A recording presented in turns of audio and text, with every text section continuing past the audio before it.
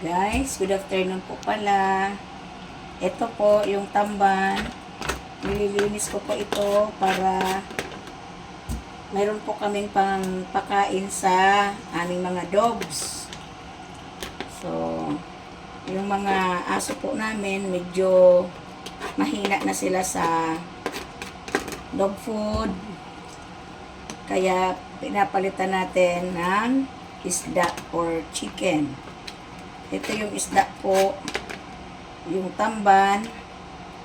Niluluto ko po ito, nililinisan tapos niluluto ko po para pang ulam nila. So, bago po ako guys aalis, papuntang trabaho, bago ako alis sa bahay, see to it na napakain na yung aso.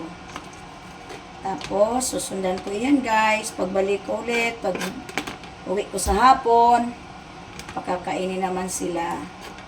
So, mga 3 araw nila po itong ulam. Marami po yung binili ko. Mga ilang kilo ito. Masyado pong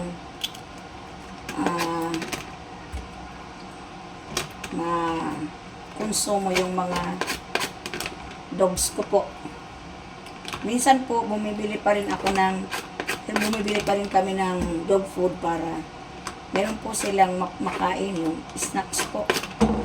Tapos, kung minsan po na ayaw nila sa gulay, kung yun lang po natitira yung gulay, ayaw nila yun, kung dog food na lang ang kinakain nila. Para hindi na kami magluto ng isda or chicken. So, ito po, marami po ito guys. Kaya medyo matatagalan tayo nito maglinis. Sige po guys. Thank you for watching. Bye.